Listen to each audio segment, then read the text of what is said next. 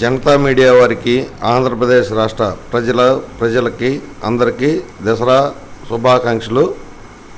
నా పేరు దామాకృష్ణ. మాది దర్శి, ప్రకాశం జిల్లా దర్శి మండలం, దర్శి నియోజకవర్గం, రాజంపల్లి విలేజీ. నేను ఇప్పుడు ప్రజెంటు పిఎస్సిసి చైర్మన్గా ఉన్నాను. మన కూటమి ప్రభుత్వం వచ్చినాక ప్రజలకి చాలా మంచి జరిగింది. ఇంకా చేయాలని ప్రభుత్వం ఇంకా ఏదో చేయాలని ఇంకా ప్రభుత్వం మంచి దృఢమైన నిశ్చయంతో ఉంది. నేను ప్రత్యక్ష రాజకీయాల్లోకి గత 20 సంవత్సరాల నుంచి పనిచేస్తున్నాను.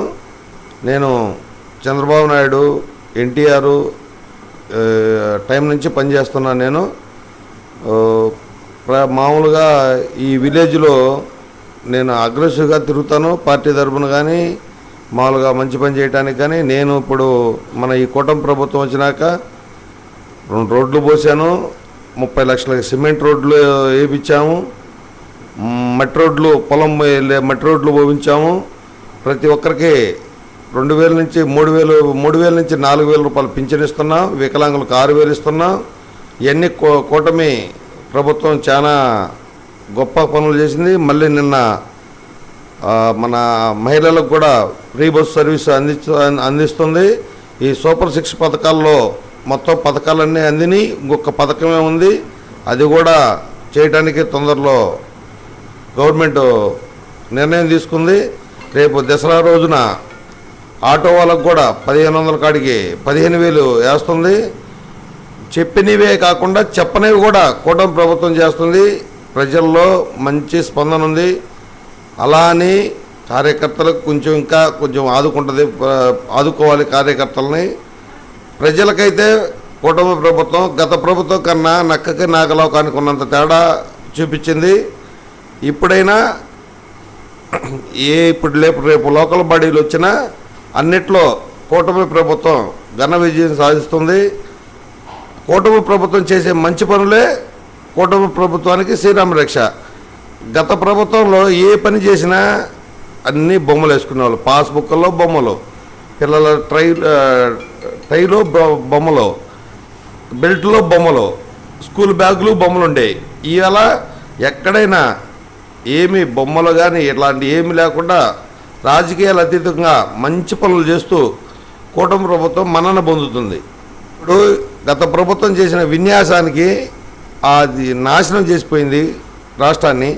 దాన్ని తేరుకొనిస్తూ కేంద్ర గవర్నమెంట్తో సఖ్యతగా ఉంటా, కేంద్ర గవర్నమెంట్ నుంచి నిధులు తెస్తూ ప్రాజెక్టులు కానీ అన్నీ ముందుకు తీసుకెళ్తూ చంద్రబాబు నాయుడు ఆయన అనుభవాన్ని అంతా రాష్ట్రం మీద పెట్టి డే అండ్ నైట్ నిద్రపోకుండా ఆయన రాష్ట్రాన్ని కాపాడుతున్నాడు.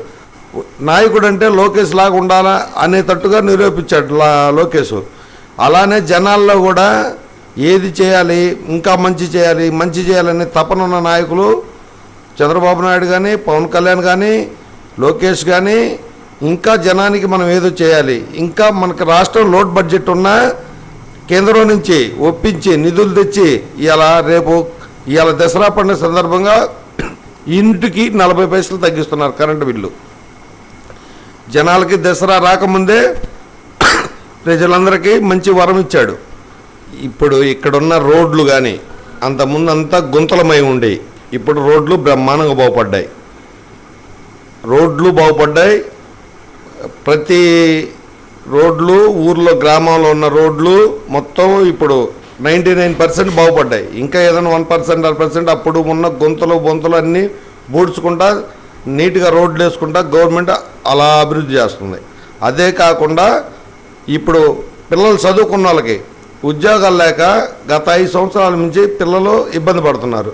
ఇవాళ నిన్న లోకేష్ బాబు చంద్రబాబు నాయుడు చేతుల మీదుగా 16,000 చిల్లర మందికి టీచర్ పోస్టులు వచ్చాయి. నిన్న ఆల్రెడీ అపాయింట్మెంట్ ఆర్డర్ కూడా ఇచ్చారు. మొన్న దసరాకు ముందు అంతకుముందు కానిస్టేబుల్ పోస్టులు వదిలారు. అంతకుముందు ఇప్పుడు అసలు పోలవరం కానీ వెలుగొండ కానీ ఈ ప్రాజెక్టులన్నీ శుభ్రంగా అటకెక్కిన ప్రాజెక్టులని శరవేగంగా చేస్తున్నాడు. అమరావతి పూర్తిగా ఆగిపోయిన అమరావతిని మళ్ళీ వాళ్ళ పోతే అమరావతిని కన్నుల పండగగా చేస్తున్నారు.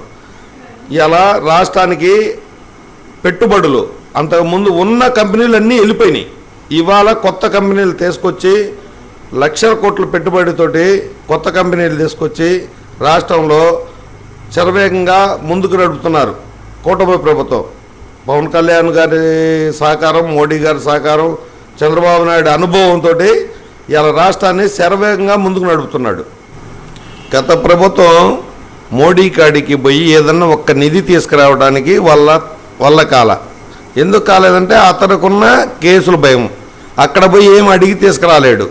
ఇవాళ కూటమి ప్రభుత్వం దయ వల్ల కేంద్రం నుంచి చంద్రబాబు నాయుడు పోయి అన్ని నిధులు తీసుకొస్తున్నాడు. రాష్ట్రాన్ని శరవేగంగా అభివృద్ధి చేస్తున్నాడు. ఇలా రాజధాని ఒక పక్క పరుగులు తీస్తుంది, ఒక పక్క వెలుగొండ తొందరలో ఒక 2-3 నెలల్లో వెలుగొండ కూడా ఓపెన్ చేస్తానండి. మా ప్రకాశం జిల్లాలో వెలుగొండ, ఈ మార్కాపురం, ఈ కనిగిరి, ఈ ఎర్రగొండపాలెం, ఈ 3 నియోజకవర్గాలకి వరం లాంటిది. అలాంటి ప్రాజెక్టు కూడా ఇలా పరుగులు తీసి ఒక 2 నెలల్లో ఓపెన్ అయ్యే తీసుకొచ్చింది.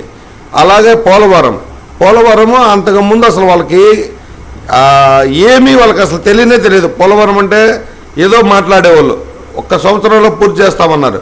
కానీ 5 సంవత్సరాల వల్ల ఒక తట్టెడ మట్టి కానీ ఒక కాంక్రీట్ కానీ వేయలేకపోయారు. ఇవాళ పోలవరాన్ని ప్రతి సోమవారం పోలవరం అన్నట్టు చంద్రబాబు నాయుడు ఆ పోలవరాన్ని శరవేగంగా పరుగులు తీపిస్తూ తొందరలో మన ఆంధ్రప్రదేశ్కి వరంలా పోలవరాన్ని తయారు చేస్తున్నాడు. అదే కాకుండా నదుల అనుసంధానం, ప్రతి నదిని ఒక నదిని అనుసంధానం చేసే ప్రక్రియ మొదలుపెట్టాడు.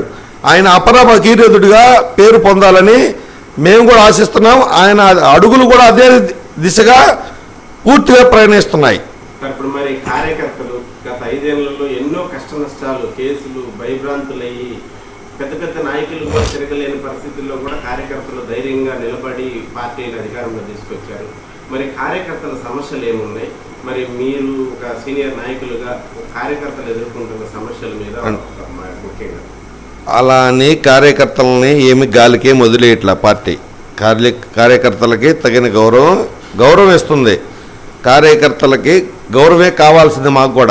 మాకు గౌరవం కన్నా మించింది ఏమి అవసరం లేదు. మాకేమన్నా పార్టీ నుంచి మేము అది ఇది అని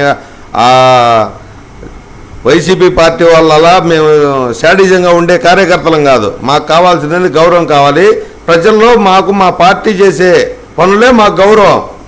మేము మా పార్టీ అలా 6,000 పింఛన్ ఇస్తుంది, 3,000 ఇచ్చేవాడికి 6,000 పింఛన్ ఇస్తే ఆ ఇంటికి వెళ్ళిపోతే వాళ్ళ ఇంట్లో ఉన్న ఆనందాలే మాకు అదే గౌరవం. మమ్మల్ని చూసి ఇదిగో మీ పార్టీ వల్ల మాకు 6,000 వస్తున్నాయంటే మాకు అదే గర్వకారణంగా ఉంటుంది. అంతేగాని మేము వైసీపీ కార్యకర్తల వల్లగా శాడిజంగా మాకు అది కావాలా ఇది కావాలా అని కోరుకునే వాళ్ళం కాదు. మాకు కావాల్సింది గౌరవం. ఆ గౌరవం మా అధిష్టానం చేసే మంచి పనుల వల్ల మాకు మంచి గౌరవంగానే బతుకుతున్నాం మేము. మాకు ఇంకా గౌరవం పెరుగుతుంది ఊర్లో, విలేజ్లో. ఆయన చేయాల్సిన పనులన్నీ ఒక పక్క చేసుకుంటూ రాష్ట్రాన్ని అభివృద్ధి చేసుకుంటూ సంక్షేమ ఫలాలని ప్రజలకు అందిస్తూ రాష్ట్రాన్ని శరవేగంగా ముందుకు తీసుకెళ్తున్నాడు. ఆయన అనుభవం ఉన్న మనిషి కాబట్టి, మంచి వ్యక్తి కాబట్టి ముందుకు తీసుకెళ్ళగలుగుతున్నాడు. పోయిన సీఎంకి ఏం తెలుసు? వినాశనం తెలుసు. ఎక్కడికన్నా పోవాలంటే అతను ఎవరైనా ఒక ఎమ్మెల్యేని కలిసేవాడు కాదు, ఒక ప్రజలను కలిసేవాడు కాదు. అతనికి ఏమీ తెలీదు. ఎవరిని కలవకుండా ఇంట్లో ఉండి సైకోయిజం చేసేవాడు. ఈయనకి అనుభవం ఉంది.